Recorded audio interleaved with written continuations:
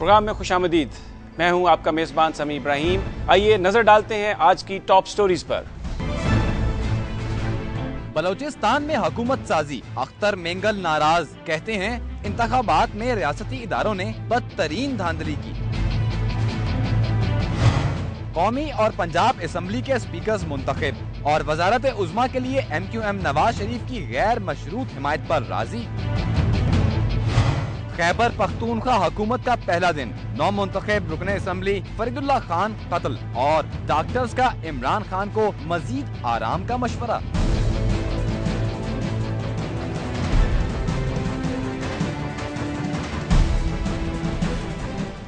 नाजरीन, दिल्ली से निहायत अहम खबर है। पाकिस्तान के फर्स्ट सेक्रेटरी ज़रगाम रजा पर मोटरसाइकिल सवारों ने हमला किया है, जिससे वो शदीद जख्मी हो गए हैं। उनका ड्राइवर भी जख्मी है। अजीब इत्तफाक है कि जब भी पाकिस्तान और भारत के दरमियान ताल्लुकात की बहाली की बातें होती हैं तो कोई ना कोई ऐसा वाक़या हो जाता है जिससे दोनों ममालिक के दरमियान तलखियाँ दोबारा बढ़ जाती हैं। याद रहे कि चंद दिन कबल मियाँ नवाज शरीफ ने भारत की तरफ दोस्ती का हाथ बढ़ाया था और भारत ने इसका खैर मकदम भी किया था। ताहम आज के इस अफसोसनाक वाक़े से दोनों ममालिक के ताल्लुकात क्या रुख इख्तियार करेंगे, इस पर बात करने के लिए हम दिल्ली जाएंगे। मारूफ इंडियन सहाफ़ी जावेद अंसारी हमारे साथ हैं। अस्सलाम वालेकुम जावेद साहब। अस्सलाम समी साहब। जावेद साहब, बताइएगा, ये जो वाक़या हुआ बड़ा एक अजीब सा वाक़या लगता है कि पाकिस्तानी सफारतकार और उनके ड्राइवर पर मोटरसाइकिल सवारों ने दिल्ली में हमला किया। कुछ हमें बताइएगा कि कौन लोग थे ये, अभी तक क्या इत्तलात है वहाँ पर? देखिए, हमें जो इत्तलात मिल रही है उसके हवाले से लगता है कि ये पाकिस्तानी डिप्लोमेट रात को JNU जवाहरलाल नेहरू यूनिवर्सिटी, एक यहाँ की बड़ी मशहूर यूनिवर्सिटी है साउथ दिल्ली में, उसके कैंपस के सामने से गुजर रहे थे। वहाँ कुछ लोग टहल रहे थे। एक कहा जाता है एक मियाँ बीबी टहल रहे थे जिनसे इनकी गाड़ी की टक्कर हो गई, उनको चोट हुआ गई। चोट आने के बाद ये गाड़ी रुकी, वहाँ एक भीड़ इकट्ठा हो गई और भीड़ ने, जैसे अमूमन ये होता है, जो घायल हुए थे उनके साथ हमदर्दी थी, थोड़ा तू में हुई, उसमें इन लोगों के ऊपर एक दो हाथ चलाए गए। ये हमें खबर फिलहाल मिल रही है। मैं वहाँ खुद मौके वारदात पे मौजूद नहीं था, इसलिए मैं पूरी दावे से तो ये नहीं कह सकता, लेकिन हमें जो भी खबर मिल रही है उसके मुताबिक यही था कि क्राउड ने उन पर अटैक कर दिया, क्योंकि उनकी गाड़ी से, ये पाकिस्तान डिप्लोमेट की गाड़ी से टक्कर हो गई थी एक कपल जो वहाँ टहल रहा था। अच्छा जावेद साहब, कुछ आपको इसके बारे में भी इत्तलात हैं कि वो कितने जख्मी हुए, उनकी हालत इस वक्त क्या है? देखिए, हमें बताया जा रहा है कि दिल्ली पुलिस के लोग वहां पहुंच गए और उसके बाद उन्हें हॉस्पिटल ले जाया गया है। पाकिस्तान हाई कमीशन को भी इन्फॉर्म कर दिया गया है। वहां पाकिस्तान हाई कमीशन के भी सीनियर डिप्लोमेट टच में हैं और वो भी हॉस्पिटल पहुंचे हैं और उन्हें बताया जाता है कि उनकी हालत बिल्कुल कंट्रोल में है। बहुत बहुत शुक्रिया जावेद अंसारी साहब, जो ये बता रहे थे कि एक टक्कर हुई जिसके बाद वहाँ पर भीड़ इकट्ठी हुई और लोगों ने उन पर हमला कर दिया। हुकूमत पाकिस्तान ने, हमारी ये इत्तलात हैं कि बड़ा शदीद एहतजाज किया है इंडियन हुकूमत से और उसके बाद कुछ अफराद के खिलाफ पर्चा भी दर्ज कर लिया गया है। ये एक डेवलपिंग स्टोरीज़ है। जैसे जैसे हमारे पास इसकी इन्फॉर्मेशन आएगी हम नाजरीन आपको इस हवाले से मुतला करते रहेंगे। अब चलते हैं बलूचिस्तान, जहां डॉक्टर अब्दुल मालिक को वज़ीर आला बनाने के फैसले पर बहस जारी है। एक तरफ मुस्लिम लीग नून की क़यादत की तारीफ हो रही है कि इक़्तिदार कौम परस्तों के हवाले करके बलोचों में एहसास महरूमी ख़त्म करने की अच्छी शुरुआत की गई है। वहीं ये सवाल भी उठाया जा रहा है कि क्या वो मसाइल हल कर सकेंगे। एक तरफ उन्हें अलहदगी पसंद बलोच सरदारों को मुसल्लह कार्रवाइयों से रोकना होगा, तो दूसरी तरफ बलोच कौम परस्तों को अगवा और कत्ल करने वाली कुव्वतों को भी माजी की पॉलिसी तब्दील करने के लिए कायल करना होगा। यकीनन बहुत बड़ा चैलेंज होगा और ये कहना बेजाना होगा कि कड़ा इम्तिहान होगा बलूचिस्तान की नई हुकूमत का। बाज़ मुबस्सिरीन का कहना है कि बलूचिस्तान में सरदारी निज़ाम की जड़ें बहुत गहरी हैं। डॉक्टर मालिक खुद एक सरदार नहीं है, वो इंसानी हकूक़ के लिए लड़ने वाली एक मुतहर्रक सियासी शख्सियत है। शायद रवायती कबायली सरदार उनकी बात इतनी आसानी से मानने के लिए तैयार ना हो। यह भी कहा जा रहा है कि बलूचिस्तान के मसले के हल के लिए मियाँ नवाज शरीफ ने पख्तूनख्वा मिल्ली अवामी पार्टी के महमूद खान अचकज़ई पर बहुत ज़्यादा इन्हिसार किया है। गवर्नर का ताल्लुक भी अचकज़ई साहब की जमात से होगा। अगरचे डॉक्टर मालिक नेशनल पार्टी के सरबराह हैं और बलूचिस्तान के शोरश ज़दा इलाके से उनका ताल्लुक भी है, लेकिन वजारत आला के लिए उनका नाम अचकज़ई साहब की ही जानिब से आया था। और फिर शायद मियाँ साहब के ज़हन में ये भी हो कि 2008 में इंतखाबात के बाइकाट का फैसला नवाज शरीफ साहब और अचकज़ई साहब ने इकट्ठे किया था, ताहम बाद में मियाँ साहब ने आसिफ अली जरदारी के कहने पर फैसला तब्दील कर लिया और इंतखाबात में हिस्सा ले लिया, जबकि अचकज़ई साहब वहीं रह गए। अब जो सूरत हाल बनती नज़र आ रही है, इसमें पश्तूनों के की हमायत पर बलोचों को वजारत आला दी जा रही है। और बलोचिस्तान नेशनल पार्टी मैंगल के सरबराह अख्तर मैंगल ने अगरचे डॉक्टर मालिक की हमायत का ऐलान किया है और उम्मीद जाहिर किया कि वो मस्कशुदा लाशों का सिलसिला रोकने में कामयाब होंगे, लेकिन इसके साथ साथ उन्होंने इलेक्शन के सारे अमल पर तहफ़्फ़ुज़ात का इजहार किया है और कहा है कि उनकी जमात को धांधली से हराया गया। आइए आपको सुनवाते हैं आज उन्होंने सहाफ़ियों से गुफ्तगू करते हुए क्या कहा। बलूचिस्तान गुज़िश्ता 6 दिवाइयों से एक नौ आबादी है और बलोच इस मुल्क में तीसरे दर्जे के शहरी हैं। अवाम की हक रायदही को जमहूरी अमल में सबसे मुकद्दस हैसियत हासिल है, लेकिन बलूचिस्तान में अवाम की हक रायदही को रात के अंधेरे में गैर बलूचिस्तानियों पर मुश्तमिल फ्रंटियर कोर के जरिए FC के कैंपों में अपने मनपसंद जमातों के हक में तब्दील कर दिया गया। पाकिस्तान वो बदकिस्मत मुल्क है जहां ज़बानबंदी, कौमी इज्जत व वकार की सौदाबाजी, कौमी वसाइल की लूटमार करने वाले मुक़द्दरा की फहरिस्त में रियासत के वफादार, जबकि अवाम की इज्जत नफ्स और हुकूक की बहाली के लिए जद्दोजहद करने वालों को मुल्क दुश्मन और गद्दार के अलकाबात से नवाजा जाता है। दौरान इंतखाबात होने वाली धांधली और बेज़ाब्तगियों का तफसीली जिक्र हम अनकरीब एक वाइट पेपर की सूरत में जारी करेंगे, जिसपे नताइज की तब्दीली, पोलिंग स्टेशनों पर पुलिस और कांस्टेबली के ग्रेड पंजम के एहलकारों की बहैसियत प्रिजाइडिंग और असिस्टेंट प्रिजाइडिंग ऑफिसर तैनाती, नताइज की तब्दीली, नताइज में तातुल जैसी बेज़ाब्तियों के सैकड़ों मिसाल। नाज़रीन, सुना आपने, बड़े सख्त तहफ़्फ़ुज़ात का इज़हार था, बड़ा शदीद इल्ज़ाम लगा रहे थे कि मैंडेट को चेंज किया गया है और धांधली करके गैर बलोचों को बलूचिस्तान पर मुसल्लत करने की कोशिश की गई है। इस सूरत हाल पर गुफ्तगू के लिए हमारे साथ स्टूडियोज़ में मौजूद हैं मारूफ सहाफ़ी जनाब इम्तियाज़ आलम साहब, सेफमा के चेयरमैन भी हैं। अस्सलाम वालेकुम इम्तियाज़ आलम साहब, आपने मैंगल साहब की गुफ्तगू भी सुनी और जिसमें उन्होंने शदीद तहफ़्फ़ुज़ात का इज़हार किया, डॉक्टर मालिक से बहुत ज़्यादा तवक्कुआत भी वाबस्ता हो रही हैं। इस सारी सूरत हाल को आप कैसे देखते हैं?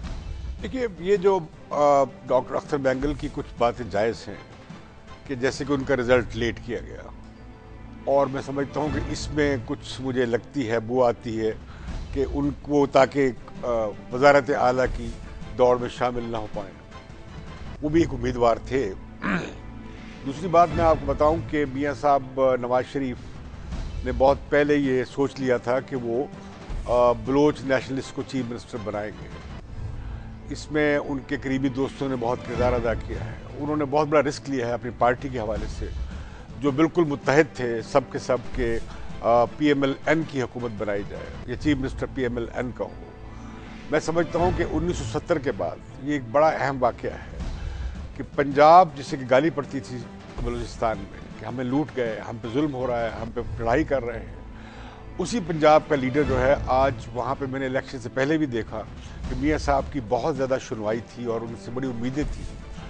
मियाँ साहब की एक अपील है छोटे सूबों में, क्योंकि पीपल्स पार्टी के साथ कौम परस्तों का कंपटीशन है भुट्टो साहब के ज़माने से, तबकाती और कौमियती सवाल पे, कि पीपल्स पार्टी तबकाती सियासत पर जोर देती रही है और कौम परस्त कौमियती सियासत पर जोर देते रहे। ये जो डॉक्टर मालिक हैं, ये भी एक बलूचिस्तान में एक रवायत की नुमाइंदा है। बलूचिस्तान में दो सोचें रही हैं, एक गौस बख्श बिजंजो की लाइन थी, जिन्हें बाबाए मुज़ाकरात भी कहा जाता था, एक उनकी राह थी। मुझे याद है कि जब नैप में और पीपल्स पार्टी में तसादुम हुआ था। अच्छा, मैं इम्तियाज़ साहब, हम गुफ्तगू को जारी रखते हैं। यहाँ पर वक्त हुआ एक ब्रेक का, और ब्रेक के बाद हमें BNP मैंगल के सज्जाद तरीन साहब भी ज्वाइन करेंगे। इसी मौजू पर हम गुफ्तगू जारी रखेंगे ब्रेक के बाद।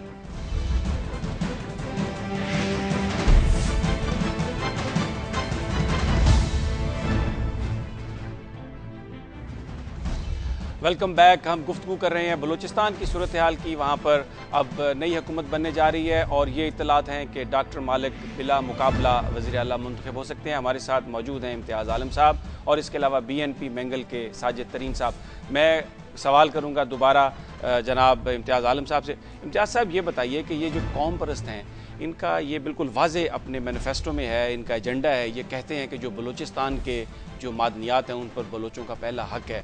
और जो एनपी है वो तो कह चुकी है कि वो सैंडक का जो प्रोजेक्ट है उस पर भी वो बात करेंगे, रीनिगोशिएट करेंगे। रेकोडेक पर भी वो ये बात कह रहे हैं। गवादर का मामला भी है। ये जो सारे मसाइल हैं बलूचिस्तान के मादनियात के, कहीं आगे जाकर ये जो हमारी फेडरल गवर्नमेंट है उसके साथ कोई कॉन्फ्लिक्ट का बायस नहीं होंगे? मेरा नहीं ख्याल कि इसमें जो आपको याद होगा कि गवादर की तो चेयरमैनशिप पहले ही चीफ मिनिस्टर को मान ली गई और मेजॉरिटी उनकी बोर्ड पे होगी, जो गवादर की डेवलपमेंट अथॉरिटी होगी। दूसरा, ये बात तो असलम रई सारी से ने भी मनवा ली थी कि सूबाई हुकूमत को इस पर, और ये बात ये कि हम क्यों नहीं मानते, इसमें क्या एतराज़ है कि वो उनके ज़राए पर वहाँ की सूबाई हुकूमत को अख्तियार और कंट्रोल हो। हम क्या पानी की रॉयल्टी नहीं देते? खैबर पख्तूनख्वा को देते हैं। क्या गैस की रॉयल्टी हम नहीं देते? सिंध को देते हैं। तो इसलिए उनका बुनियादी हक बनता है, इस पर वो स्टैंड लेंगे, इस पर हमें एतराज़ भी नहीं करना चाहिए। अच्छा, हमारे साथ रहिए इम्तियाज साहब। मैं साजिद तरीन साहब हैं बीएनपी मैंगल के, उनको शरीक करता हूँ। अस्सलाम वालेकुम साजिद साहब। जी साजिद साहब, ये बयान फरमाइएगा कि इस वक्त जो एक सूरत हाल है उसमें आपकी जमात ये कह रही है कि मैंडेट को चुराया गया है, और अख्तर मैंगल साहब ने कहा है कि 30 जून के बाद वो ये फैसला करेंगे असम्बलियों में अपने मुस्तकबिल के हवाले से। ये बयान फरमाइएगा कि ये जो सारा मैंडेट चुराने की आप बात कर रहे हैं, ये आप किसको मुर्द इल्ज़ाम ठहराते हैं इसमें? इलेक्शन कमीशन, या आप समझते हैं कोई और कोई ताकत थी? जी, इसमें कोशिश तो मेरी ये थी कि मैं वो सारे डॉक्यूमेंट के कल इलेक्शन कमीशन में हमारे ये सारे केसेस लगे हुए कल और परसों के लिए, तो ये जो डॉक्यूमेंट्री प्रूफ के साथ मैं आज आपके स्टूडियो में आना चाह रहा था, लेकिन बदकिस्मती से फ्लाइट लेट हो गई, मैं अभी उतरा हूँ।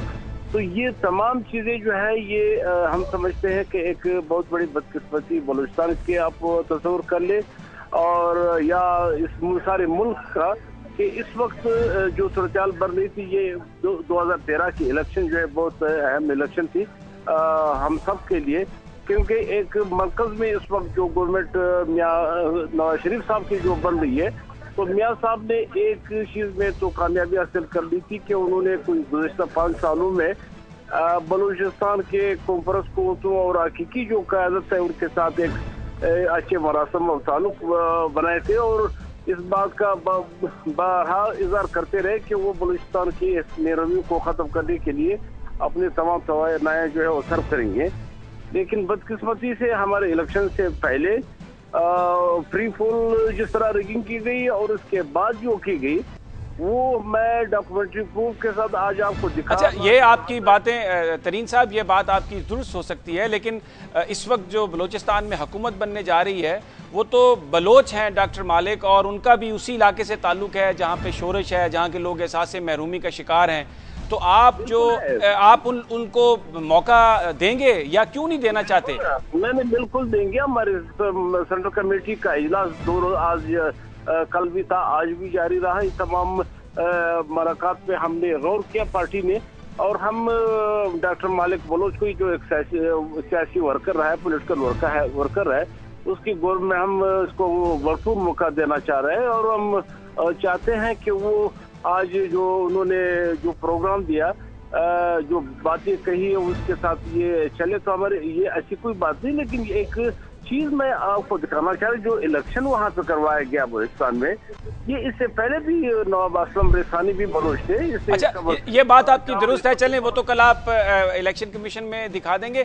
तरीन साहब, ये फरमाइएगा कि क्या आप भरपूर साथ देंगे मालिक बलोच साहब का, कि जो इस वक्त वहाँ पर नौजवान आज़ादी की या अपनी अलहदगी की तहरीक जिसे वो कहते हैं उस पर वो जोर दे रहे हैं, उनको मनाने के लिए कि जो मुसल्ला अफराद हैं वह मुसल्ला कार्रवाइयाँ ना करें, कौमी धारे में शामिल हों, सूबे के अंदर तरक्याती कामों में शामिल हों? आप पूरी भरपूर सपोर्ट देंगे डॉक्टर मालिक को?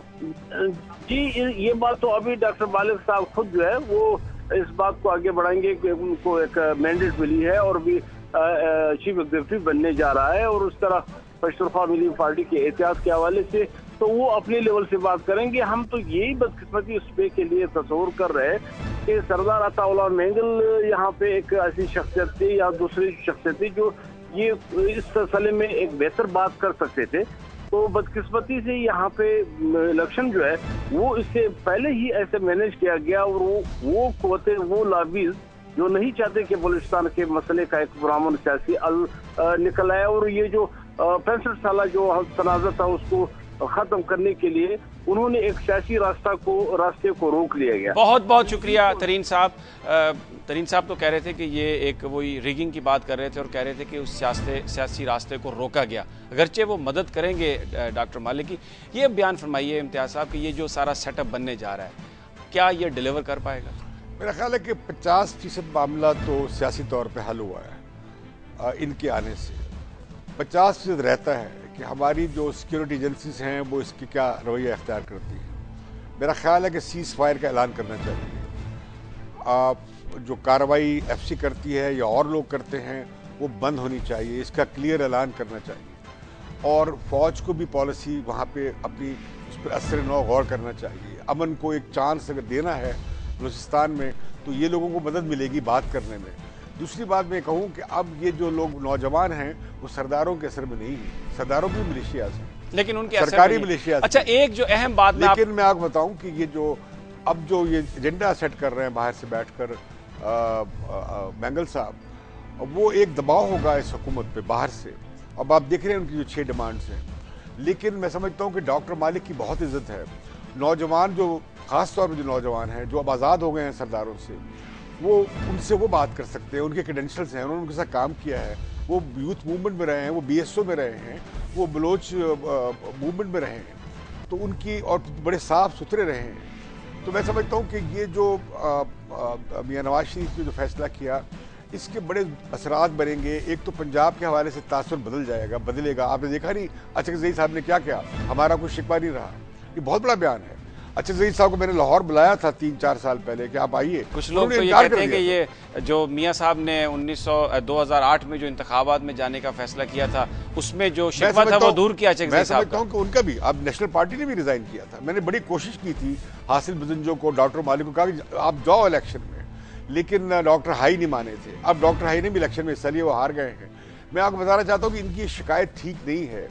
ये तो दुरुस्त है कि इनका रिजल्ट लेट किया गया, ये दुरुस्त है कि इनके खिलाफ लोग इकट्ठे किए, लेकिन उसमें तो जहरी साहब सबसे आगे थे जिन्होंने इनके खिलाफ केसेस भी कर दिए। लेकिन मुझे हैरानगी हुई कि अख्तर बैंगल साहब क्यों डॉक्टर मालिक की इस हद तक मुखालफत कर रहे थे कि जहरी साहब को कबूल करने के तैयार थे। फिर दूसरी बात मैं आपको बताऊँ, कोयटा में जब मैं गया इलेक्शन से पहले तो लोगों को तजिया ये था कि इन्हें 2 नशिस्तें मिलेंगी, और वही हुआ। और उसकी वजह ये नहीं है कि ये पॉपुलर नहीं है, इसकी वजह कि तैयारी नहीं, ये बहुत पॉपुलर लेट आए, इसलिए कि बाहर चले गए और ये यहाँ से निकल गए थे। ये अगर बहुत पहले आ जाते, कम से कम साल पहले आ जाते, इम्तियाज साहब मुझे यहाँ पे शायद ये रोकना पड़ेगा क्योंकि नाज़रीन वक्त हुआ एक ब्रेक का, और ब्रेक के बाद हम बात करेंगे इस स्टोरी पर।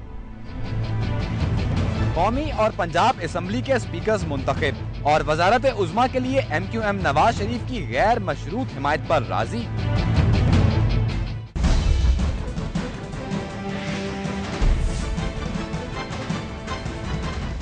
आज मुस्लिम लीग नून के सरदार अयाज सादक कौमी असम्बली के स्पीकर और मुर्तज़ा अब्बासी डिप्टी स्पीकर मुंतखब हो गए। पीपल्स पार्टी ने भी अपने उम्मीदवार खड़े किए थे, लेकिन वोटिंग से पहले वो दस्तबरदार हो गए। तहरीक इंसाफ और MQM के उम्मीदवारों ने स्पीकर के इंतखाब में हिस्सा लिया, लेकिन MQM के डेलीगेशन ने नवाज शरीफ से मुलाकात के बाद वजारत उज़्मा के लिए मियाँ साहब की गैर मशरूत हमायत का ऐलान किया है। सियासी मुबस्सरीन इसे एक बड़ी डेवलपमेंट करार दे रहे हैं। लगता है कि माजी की 2 हरीफ जमातों के दरमियान बर्फ़ पिघल रही है। नवाज शरीफ साहब को सेनेट में MQM की ज़रूरत होगी, और यकीनन अल्ताफ़ हुसैन भी चाह रहे होंगे कि मरकज़ की जानिब से कराची में ऑपरेशन के लिए मुस्तकबिल में ज़्यादा दबाव न बढ़ाया जाए। मौलाना फजलुर रहमान पहले ही नवाज शरीफ की हमायत कर चुके हैं। नून लीग के पीपल्स पार्टी से भी राब्ते हुए हैं। आज कौमी असम्बली के इजलास में अरकान की जानिब से आइन की खिलाफ वर्जी की भी मजम्मत की गई। महमूद खान अचकज़ई ने तजवीज़ दी कि तमाम सियासी जमातें वादा करें किसी भी शक्ल में आइन की खिलाफ वर्जी करने वालों को अपने साथ शामिल नहीं करेंगे। पंजाब असम्बली में भी एक अहम सियासी डेवलपमेंट हुई है। स्पीकर के इंतखाब के मौके पर मुस्लिम लीग काफ और तहरीक इंसाफ मुत्तहद हो गई। क्या मुस्तकबिल में भी ये इत्तेहाद कायम रहेगा? इस सारी सूरत हाल पर बातचीत करने के लिए हमारे साथ मौजूद हैं MQM के रहनुमा साजिद अहमद। सबसे पहले उनकी जानिब चलते हैं, और इसके साथ हमारे साथ होंगे मुस्लिम लीग काफ के कामिल अली आगा साहब। साजिद साहब अस्सलाम वालेकुम।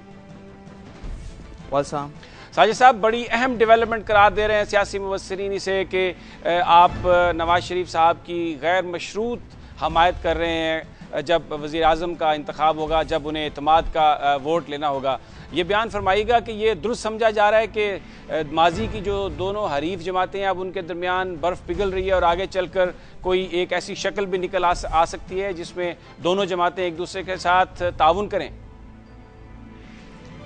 बिस्मिल्लाहिर्रहमानिर्रहीम।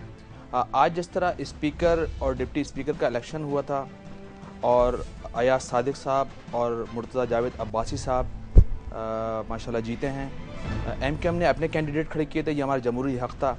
लेकिन आज मियां नवाज शरीफ से एमकेएम के एक डेलीगेशन की मुलाकात हुई है जिसमें फ़ारूक सत्तार भाई और बाबर गौरी भाई थे।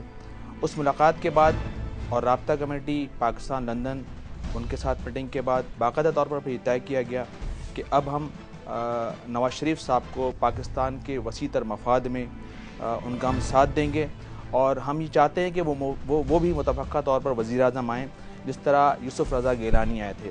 फ़र्क सिर्फ ये है कि पहले जब यूसुफ रज़ा गिलानी साहब वज़ीर आज़म पाकिस्तान आए थे तो पाकिस्तान पीपल्स पार्टी उस वक्त अक्सरियत में थी, लेकिन पाकिस्तान पीपल्स पार्टी उस वक्त अक्सरियत में होने के बावजूद तमाम सूबों की छोटी और बड़ी जमातों के साथ उसने राब्ते किए और उनको अपने साथ मिलाने में कामयाब हो गई थी। मियां नवाज शरीफ साहब ने थोड़ी इसमें देर की, लेकिन बहरहाल देर हुई देर आए दुरुस्त आए और अब इसी फार्मूले के तहत इंशाअल्लाह एमक्यूएम नवाज शरीफ साहब का साथ देगी और मुतफ़क्का तौर पर हम चाहते हैं कि वो वज़ीर आज़म आए। लेकिन ये चीज़ भी वाज़ेह है कि कौमी असम्बली के अंदर एमक्यूएम अपोजिशन का किरदार अदा करती है। अच्छा साजिद साहब, ये बयान फरमाइएगा, ज़ाहिर है सियासत में जब कोई किसी की सपोर्ट की जाती है तो रिटर्न में भी कुछ तवक्को की जा रही होती है। आपने गैर मशरूत तौर पर अब ऐलान किया है कि आप मियां नवाज शरीफ साहब की हमायत करेंगे। आप क्या समझते हैं, क्या आपकी तवक्कुआत हैं नवाज शरीफ साहब से कि आप क्या स्टेप्स चाहेंगे नवाज शरीफ साहब लें मुस्तकबिल में जिससे दोनों जमातें और ज़्यादा करीब आ जाएं? देखें, पाकिस्तान में बहुत अच्छी बात है कि डेमोक्रेसी का अमल आगे बढ़ रहा है और पाकिस्तान की तमाम सियासी जमातें इस चीज़ पर मुत्तफ़िक़ हो गई हैं कि जमहूरियत हर सूरत में पाकिस्तान के अंदर रहनी चाहिए। दूसरी तरफ मियां नवाज शरीफ साहब का साथ देने का बुनियादी मकसद ये है कि पाकिस्तान इस वक्त बहुत गंभीर हालात का शिकार है। पाकिस्तान में इस वक्त एनर्जी क्राइसिस है, पाकिस्तान में गैस क्राइसिस है, पाकिस्तान के अंदर बेरोज़गारी है और अमन व अमान के बहुत सारे मसले मसाइल हैं। तो हमारी तवक्कात भी उनसे ये हैं और हम भी उनसे ये चाहते हैं कि मुस्लिम लीग हुकूमत बनाने के बाद पाकिस्तान में जो क्राइसिस हैं, जो मल्टीपल क्राइसिस हैं, इन पर काबू पाए और इन पर अपनी गिरफ्त करे, क्योंकि माजी की हुकूमत उस तरह से गिरफ्त नहीं कर पाई इन मसाइल पर जिस तरह उनको करनी चाहिए थी। अच्छा, लेकिन अल्लाह ताला ने आज इनको मौका दिया है। जी बिल्कुल, और मैं आपसे ये जानना चाहूँगा कि ये तो बहुत अच्छा है कि इफ़हाम व तफ़हीम हो, जमातें एक दूसरे के साथ मिलकर काम करें, लेकिन आप ये नहीं समझते कि पाकिस्तान का आम आदमी, आम शहरी, आम वोटर जो है वो कंफ्यूज होता है जब कोई भी दो जमातें एक दूसरे को मुल्क के लिए बहुत ख़राब करार दे रही हों, लेकिन फिर अचानक यकायक इलेक्शन के बाद एक दूसरे के साथ ताउन शुरू हो जाए? देखें, जमहूरियत में जब आज पाकिस्तान में माशाल्लाह 65 साल बाद पहली मरतबा इस तरह हो रहा है कि इंतकाल इक़्तिदार पुरअमन तरीके से एक जमात दूसरी जमात को डिलीवर कर रही है, तो इस सूरत हाल में सब लोगों को, अब तमाम पार्टियों को और उन पार्टियों के रहनुमाओं को और लोगों को अपनी अपनी स्ट्रेटजी भी यकीनन तब्दील करनी पड़ती है। जहाँ तक रही इल्ज़ामात का सवाल, तो एमकेएम ने कभी किसी से ज़्यादती नहीं की। एमकेएम ने पिछली हुकूमतों में पाकिस्तान पीपल्स पार्टी के साथ मुआहदा किया और उसके बाद मुस्लिम लीग नून के साथ भी जब उनकी हुकूमतें पाकिस्तान में बनी हैं उनके साथ मुआहदा किया, लेकिन हमने किसी के साथ नाइंसाफ़ी नहीं की। हाँ, हमारे साथ ज़रूर नाइंसाफ़ी हुई है। हमारे साथ आज भी कराची के अंदर मुत्तहदा कौमी मूवमेंट के 9 कारकुनान लापता हैं। हमारे कारकुन अजमल भाई को एक्स्ट्रा जुडिशल किलिंग की गई है उनकी, बल्कि उनको दुरुस्त फरमा रहे हैं। हमारे साथ ही रहिए, मैं यहाँ पे गुफ्तगू में शरीक करूँगा मुस्लिम लीग काफ के रहनुमा कामिल अली आगा साहब। अस्सलाम वालेकुम आगा साहब। जी वालेकुम अस्सलाम। बड़ी एक अहम डेवलपमेंट है, आज पंजाब असम्बली में भी तहरीक इंसाफ और आपकी जमात ने मिलकर इलेक्शन लड़ा। क्या हम इसे ये समझें कि आइंदा की सियासत पंजाब में अब पीपल्स पार्टी की बजाय आप तहरीक इंसाफ के साथ मिलकर करेंगे? देखें, हमारी पॉलिटिक्स जो है इशू बेस्ड पॉलिटिक्स है और हम अपोजिशन में भी फ़हाल किरदार अदा करेंगे और जानदार किस्म की अपोजिशन करेंगे। और हम समझते हैं कि पंजाब के अंदर जो सिनेरियो बना है, जो रिजल्ट आए हैं, उसके अंदर हमने ऑपोजिशन में बैठना है और ऑपोजिशन में तकड़ी सियासत करने के लिए हम चाहते हैं कि तहरीक इंसाफ से के साथ मिलके हम हुकूमत की पॉलिसियों पर, उन पॉलिसियों पर जिनमें हमें खामी नजर आ रही हो, भरपूर तनकीद करें और बेहतर पॉलिसी उनके मुकाबले में पेश करें ताकि कौम और मुल्क को फायदा हो, सूबे को फायदा हो। हम चाहते हैं कि जो मैंडेट हमें मिला है उसके अंदर रहते हुए हम अपना रोल अदा करें। तो अच्छा आगा साहब, ये बयान फरमाइएगा, अभी आपकी पार्टी एक मीटिंग हुई जिसमें आपके जो टिकट होल्डर्स थे उन्होंने पार्टी क़यादत से मुतालबा किया कि पीपल्स पार्टी के साथ अलायंस को ख़त्म किया जाए क्योंकि पीपल्स पार्टी के साथ अलायंस की वजह उनकी शिकस्त थी। यकीनी तौर पे ये बात थी और हमने एजेंडे पे ये बात रखी थी कि हम इस बात का तजिया करें कि हम बेहतरीन कारकर्दगी अपने दौर में होते हुए इलेक्शन में क्यों हारे। तो उसका तजिया किया, तमाम लोगों की राय ली और हमें जो हमारे उम्मीदवार थे उन्होंने बताया कि लोग ये कहते थे कि आपकी कारकर्दगी अच्छी है, हम परवेज भाई को वोट डालना चाहते हैं, लेकिन अगर हमने आपको वोट डाला तो हमारा वोट जो है वो जरदारी साहब को जाएगा, इसलिए हम आपको वोट नहीं देंगे। तो ये बताइए आगा साहब, ये अगर पार्टी की अक्सरियत ये कह रही है तो फिर मुस्तकबिल में तो मुश्किल होगा पीपल्स पार्टी के साथ इत्तेहाद को जारी रखना। यकीनी तौर पे ये बात तो वाज़ेह है, पार्टी का फैसला है कि हम अब पीपल्स पार्टी के साथ जो पहले हमने गलती की उनके साथ चल के, और उन्होंने जो नहली दिखाई खास तौर पे बिलखसूस करप्शन का मामला भी था, उसके अंदर और बहुत सारी चीजें थी, लेकिन एक बार लोड शेडिंग के मामले में जो उन्होंने कोताही की, जो उन्होंने नलायकी दिखाई और जो वो मंसूबे लेके आए वो फ्लॉप थे और उसके अंदर करप्शन की बात हो रही थी। बहुत शुक्रिया कामल अली आगा साहब जो फरमा रहे थे कि पीपल्स पार्टी की हुकूमत में बहुत ज़्यादा नहली थी और जो बड़े पाकिस्तान के मसाइल थे वो हल नहीं हो सके, इसलिए ये बात अब यकीनी है कि मुस्तकबिल में वो पीपल्स पार्टी के साथ सियासत नहीं करेंगे। साजिद साहब आपका भी बहुत बहुत शुक्रिया। नाज़रीन यहाँ पर वक्त हुआ एक ब्रेक का और ब्रेक के बाद हम बात करेंगे इस स्टोरी पर। खैबर पख्तूनख्वा हुकूमत का पहला दिन, नौमुंतखब रुकने असम्बली फरीदुल्लाह खान कत्ल और डॉक्टर्स का इमरान खान को मजीद आराम का मशवरा।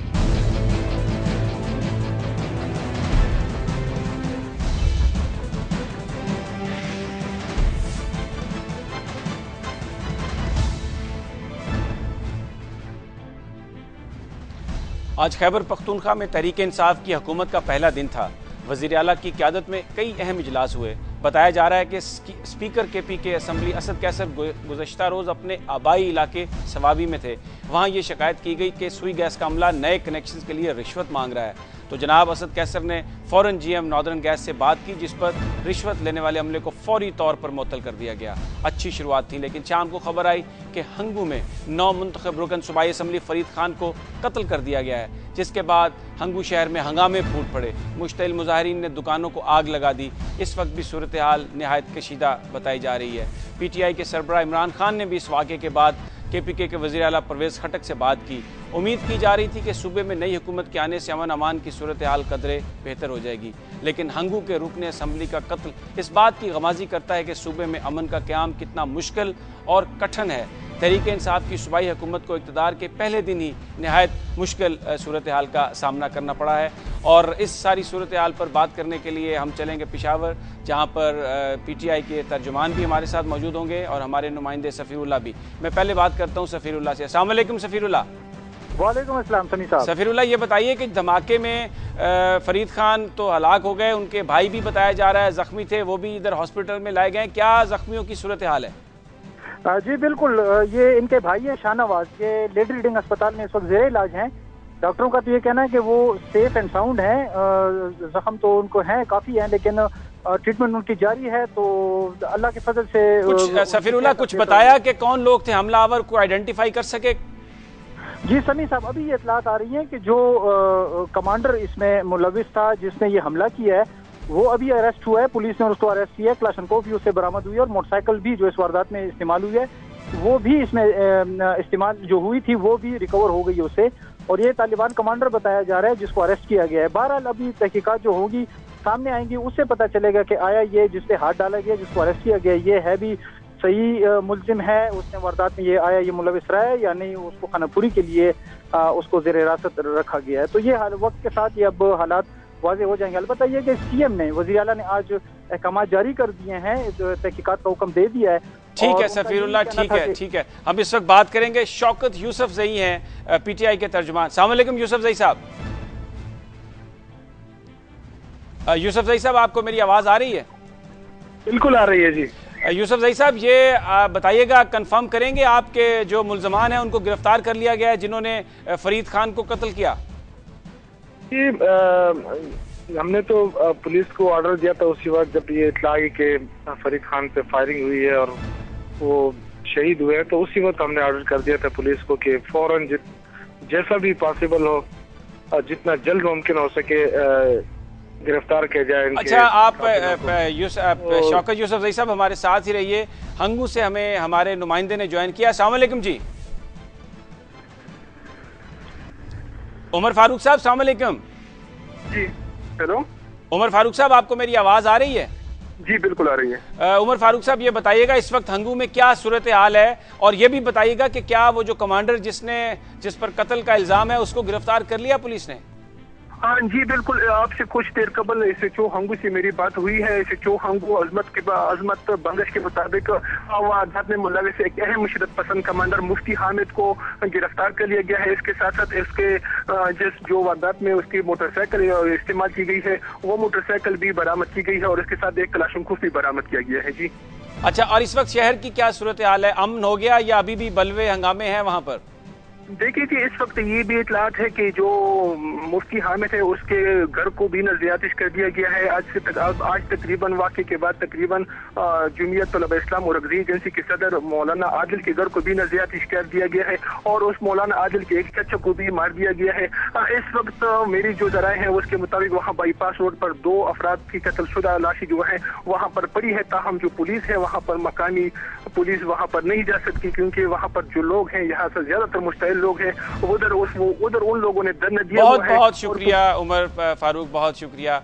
नाजरीन, एक तरफ तो ये सूरत हाल चल रही है और दूसरी जानब ये बताया गया है कि डॉक्टर्स ने इमरान खान जो तहरीक इंसाफ के सरबराह हैं उन्हें मजीद 1 हफ्ते के लिए आराम का मशवरा दिया है। एक ऐसे वक्त में जब मुल्क में भरपूर सियासी अमल जारी है, उनकी गैर मौजूदगी यकीनन तहरीक इंसाफ के लिए एक मुश्किल मरहला होगा। इमरान खान की सेहत कब तक बेहतर होने का इम्कान है, वो कब तक सियासत में दोबारा भरपूर अंदाज में हिस्सा ले सकेंगे, ये जानने के लिए हम चलते हैं मशहूर और मारूफ मुआलिज जनाब डॉक्टर जावेद अकरम साहब के पास। इससे पहले कि हम उनसे गुफ्तगू का आगाज़ करें, मैं आपको वो अपनी और उनकी गुफ्तगू सुनवाना चाहता हूँ जो उस दिन हमने की थी जब इमरान खान साहब लाहौर में ज़ख्मी हुए थे। इमरान खान को देखा, वर्कर्स ने उनको उठाया हुआ है, किसी ने लात पकड़ी हुई है, किसी ने हाथ पकड़ा हुआ है, खून रस रहा है। क्या कहेंगे आप? गिरने के बाद जिस तरह उनको पकड़ा गया, उठाया गया, ट्रांसफ़र किया गया और बैक इंजरी में, तो ये एक बहुत बड़ी चीज़ है कि आपने उनको बाकायदा इमोबिलाइज करके स्पाइन को फिर आपने करना होता है, वरना आप परमानेंट डैमेज कर सकते हैं, फालिज कर सकते हैं और ये परमानेंट तो अब अगर उनको कोई कमर की चोट अगर आई है जो जिस तरह आपने देखा, तो क्या इसके साथ वो मेरा इसका असूल यही है कि स्ट्रेचर होना चाहिए और इमोबिलाइज करके उसको शिफ्ट करना चाहिए। इस तरह नहीं कि एक टांग एक बंदे ने पकड़ी है, एक दूसरे ने, और टोटली अनट्रेंड लोगों ने वो एक्शन किया और फिर उनको पहले एक हॉस्पिटल ले जाया गया, फिर दूसरे टाइम बड़ा वेस्ट किया गया। और इन चीज़ों में जितनी जल्दी आप इलाज करें। ये गुफ्तगू थी जो उस दिन हमने की थी डॉक्टर जावेद अकरम से और वो इस वक्त हमारे साथ मौजूद हैं लाइन पर। अस्सलाम वालेकुम डॉक्टर साहब। भाई क्या हाल है सर? जी डॉक्टर साहब, बिल्कुल ये बताइएगा, उस दिन हम गुफ्तगू कर रहे थे प्रोग्राम में और हमने देखा भी था, अभी गुफ्तगू भी हमने ये सुनवाई नाजरीन को कि जिस तरीके से वो लेके जा रहे थे इमरान खान साहब को। अभी मजीद आराम का मशवरा बात की जा रही है। ये बताइए कि ये जो उनकी इंजरीज हैं आप क्या समझते हैं कब तक ठीक हो जाएंगी? देखिए, मैं ये समझता हूँ इंजरीज जो उनकी प्राइमरी इंजरीज थी तो वो शायद इतनी सीरियस नहीं थी, लेकिन काफ़ी हद तक उनकी इंजरीज एग्रीगेट हुई क्योंकि जो उनकी शिफ्टिंग की गई वहाँ पे वो कोई इतनी मुनासिब नहीं थी और उसकी वजह से डिसलोकेशंस वगैरह हुई। तो अभी एटलीस्ट ये जो नेक की इंजरी है, खासकर जो उनकी गर्दन की है C7 की, it will take at least 3 months to heal और इस काबिल होगी कि कॉलर के बगैर चल फिर सकें। या एम्बुलेट कर सकें या अपनी एक्टिविटीज़ जो नॉर्मल रिज्यूम कर सकें। तो इसलिए अनफॉर्चुनेटली प्राइमरी इंजरी तो शायद उनकी इतनी ज़्यादा नहीं थी, लेकिन शिफ्टिंग क्योंकि प्रॉपर नहीं हुई उसमें। अच्छा डॉक्टर साहब, ये बयान फरमाइएगा कि इस बात का भी इम्कान है कि कोई सर्जरी करना पड़े और इसके लिए उन्हें बाहर भी जाना पड़े? सर्जरी तो मेरा नहीं ख्याल होगी, एक्सरसाइजेज वगैरह करनी पड़ेगी क्योंकि नेक की हम अवॉइड ही करते हैं सर्जरी। स्टेबलाइजेशन अगर खुदा न खास्ता नहीं हुई तो डेफिनेटली उसको रीबिल्ड किया जाएगा कहीं और से बोन बॉडी की लेके। तो उसके लिए बाहर जाना तो कोई हर्ज नहीं होगा, लेकिन I think the best thing is कि he will need time, whether कोई पाकिस्तान में रहें या बाहर रहें, उनको टाइम फैक्टर इम्पोर्टेंट होगा। और ये मेरा ख्याल एक्सपेक्ट करना कि वो चंद दिनों में या हफ्तों में अपनी एक्टिविटी रिज्यूम कर लेंगे, it is difficult. I think in the कम से कम 3 मंथ में इसको लगेंगे। बहुत शुक्रिया डॉक्टर जावेद अकरम साहब। शौकत यूसुफजई साहब, आप ये बात सुन रहे थे, आपके कायद के बारे में तो कुछ डॉक्टरों की राय ये है कि वो अगले 2-3 माह सियासत में एक्टिवली परफॉर्म नहीं कर सकेंगे। तो क्या ये एक बहुत बड़ा गैप या खला नहीं होगा तहरीक इंसाफ के लिए? देखिए जी, इमरान खान एक स्पोर्ट्समैन है, वो चाहे बैठा हो, लेटा हो, खड़ा हो, वो इंशाल्लाह ताला वो हमें गाइड करेगा, उसके गाइडेंस पे हम चलेंगे इंशाल्लाह। जाहिर है बहुत बड़ा लीडर है, बहुत बड़ा कायद है हमारा, उसकी गैर मौजूदगी में उनकी कमी तो जरूर महसूस है, लेकिन गैर मौजूदगी इसलिए नहीं है कि हम यहाँ सुबह में बैठे हैं, हुकूमत बना रहे हैं और मेरे ख्याल से दिन में 10 दफा उनका फोन आता है कि आप क्या कर रहे हैं। बहुत बहुत शुक्रिया शौकत यूसुफजई, जो कह रहे थे कि अगर वो मौजूद नहीं भी हैं फिजिकली तो भी उनकी गाइडेंस हमारे साथ मौजूद है और इसका कोई बहुत ज़्यादा फर्क नहीं पड़ेगा। नाजरीन, ये था आज का प्रोग्राम। कल फिर आपसे मुलाकात होगी टॉप स्टोरीज और नए तज्जियों के साथ। तब तक इजाज़त दीजिए। अल्लाह हाफिज़।